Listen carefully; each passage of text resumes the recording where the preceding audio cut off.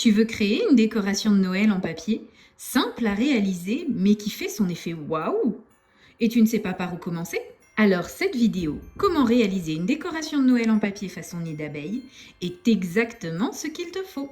Imagine des ornements élégants, légers comme des flocons, avec juste du papier, de la colle et des paillettes. Ne perds plus une seconde, prépare ton papier, tes ciseaux et laisse la magie opérer.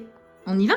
Pour commencer, il faut que tu imprimes 2 fois les gabarits que je te propose en description. Je te propose 4 formes différentes, mais tu peux en trouver bien plus sur des sites comme Pinterest. N'hésite pas à aller fouiller sur Internet. Si tu peux, imprime un des 2 exemplaires sur un papier un peu cartonné, comme du Bristol. Ce sera plus facile pour la suite. Tu peux aussi faire varier la taille d'impression des gabarits, les agrandir ou les réduire. Le résultat sera différent si tu varies la taille. Pour le papier, 120 grammes, c'est parfait. Il peut être coloré ou blanc. Je vais travailler au départ sur une feuille claire pour que tu vois bien ce que je fais. J'ai choisi une feuille de 120 grammes. Je marque une ligne de pli dans la hauteur de la feuille. Je la plie en 2 et je marque bien ce pli avec un plioir. Je mets un des 2 motifs imprimés de côté. Et je découpe la forme dans le papier le plus rigide, de type Bristol. Je prends mon temps pour bien suivre la ligne.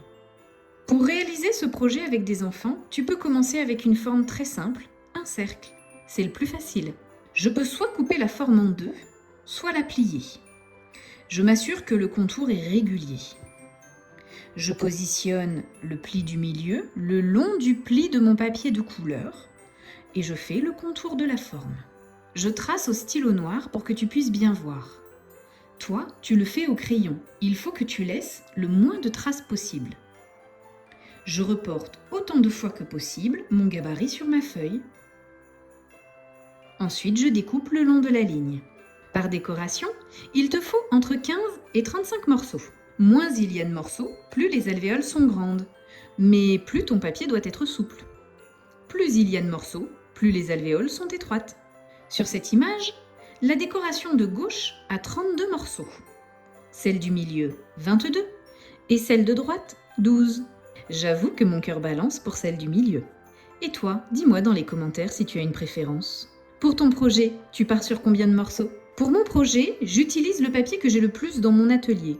C'est un papier noir de 230 grammes. Je l'utilise pour la plupart de mes projets. Je te montre une étape à laquelle tu vas arriver. Comme ça, tu as une idée de ce que tu vas créer. Ce format est assez facile pour les petites mains. Les adultes font les découpes et les enfants mettent la colle. Il suffit d'avoir assez de précision pour tracer une ligne.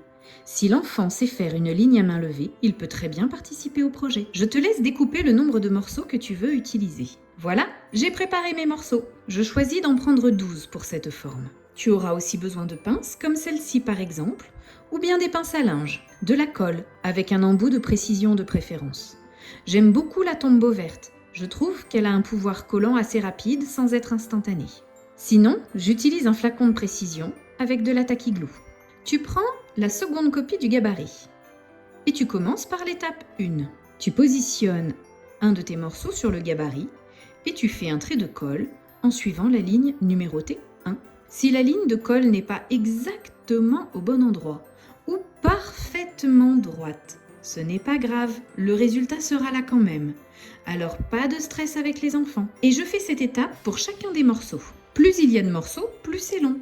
Donc avec les enfants, prends un papier plus fin, plus souple et fais 12 morceaux. Une fois plusieurs morceaux collés, je les coince dans une pince le temps du séchage. Plus ton papier est épais, plus ta décoration durera dans le temps. Elle ne s'écrasera pas facilement. Ce sont des petites choses à prendre en compte lorsque tu vas faire le choix de l'épaisseur de ton papier et avec qui tu vas réaliser ce projet. C'est un chouette projet pour les décorations de Noël. Je l'ai déjà fait aussi pour Pâques avec mon fils de 6 ans à l'époque. Si tu découpes une forme ovale, ça donne des œufs en 3 dimensions. J'aimerais beaucoup essayer de faire un projet en nid d'abeille avec du papier imprimé. Je ne l'ai pas encore fait. Je pense que je vais chercher un joli papier design de Pâques et on fera des œufs en nid d'abeille pour décorer l'arbre de Pâques. Dis-moi dans les commentaires si ce projet-là te plaît. Des œufs en nid d'abeille pour décorer l'arbre de Pâques dans un joli papier design. Quel type de décoration tu aimerais faire pour Pâques? Laisse-moi un message pour me le dire. Une fois toutes mes formes collées et coincées dans la pince, je les laisse sécher environ 30 minutes pour être sûr que la colle est bien prise. Maintenant que c'est bien sec, je reprends mes morceaux et je vais faire les lignes de colle numéro 2. Je pose le morceau sur le gabarit sans l'ouvrir et je fais mes 2 lignes de colle. Je superpose un second morceau. Je les aligne bien en m'aidant des extrémités et des différentes formes. Je maroufle au plioir et ça part sous presse dans une pince. Je les assemble 2 par 2 et je maroufle bien. Je prends le temps de bien les aligner quand je les superpose. Je les mets dans la pince et je continue. Une fois tous mes morceaux rassemblés 2 par 2, je les reprends et je continue. J'assemble encore 2 par 2. Je les repositionne sur mon gabarit. Je fais mes 2 lignes de colle, je les superpose et ça part dans la pince. Je continue comme ça jusqu'à ce que tous les morceaux soient bien collés entre eux. Plus je monte en épaisseur et plus je dois prendre mon temps pour bien aligner les morceaux. Voilà, les 12 morceaux sont tous collés ensemble. Je les coince dans une pince et je les laisse sécher au moins 15 à 30 minutes. Le temps que la première forme sèche, je vais préparer la seconde, cette fois-ci avec 30 morceaux de papier. Je les coupe hors caméra et je reviens. Il peut être intéressant que je te montre cette étape. J'ai découpé mes morceaux avec ma caméo. Pour ça, j'ai scanné les gabarits et j'ai vectorisé ma forme. Puis j'ai lancé les découpes. Mais du coup, je n'ai pas mon pli au milieu. Alors je vais le créer avec mon massicot. Je prends mes repères avec les pointes de la forme et je marque le pli. Je prépare tous mes morceaux et je reviens. Je prends le deuxième gabarit imprimé, je positionne ma forme dessus et je mets une ligne de colle en suivant la marque numéro 1. Je coince dans une pince et je laisse sécher. Une fois que tout est sec, je reprends mes 30 morceaux et je vais les assembler 2 par 2 en suivant les lignes repères numéro 2.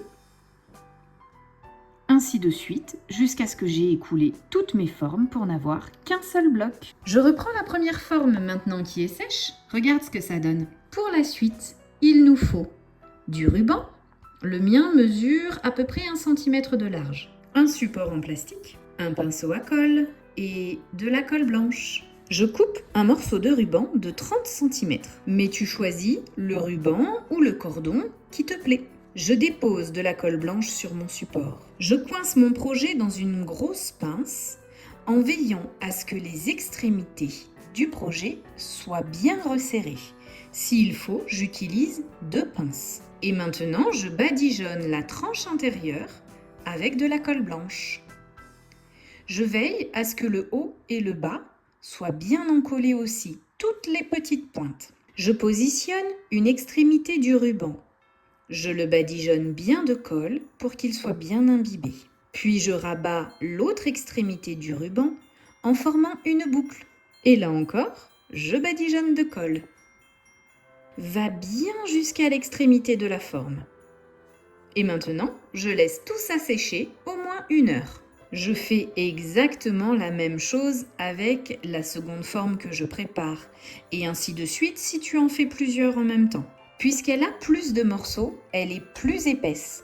Mais ça ne change rien aux différentes étapes. Regarde, la première forme après 1 heure de séchage, elle ressemble à ça. Si tu as un joli papier de couleur, si ça te plaît comme ça, tu peux t'arrêter là. Tu as déjà une très jolie suspension. Mais moi, je vais ajouter un petit truc en plus avant de coller les derniers morceaux de la décoration pour qu'elle prenne sa forme finale. Si tu aimes cette création, pense à t'abonner.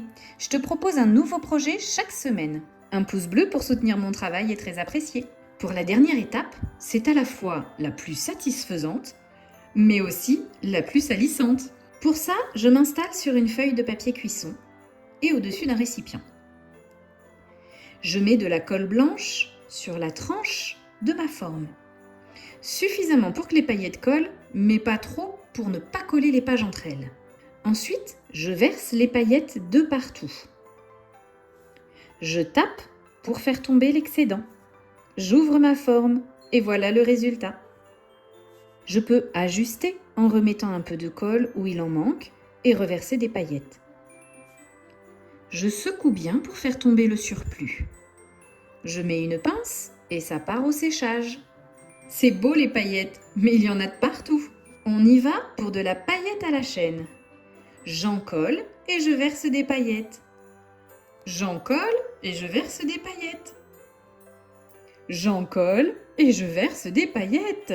L'atelier brille de partout. Bien sûr, une fois que j'ai terminé, je récupère tout ce qui est dans mon récipient. Pense à utiliser des paillettes de différentes couleurs.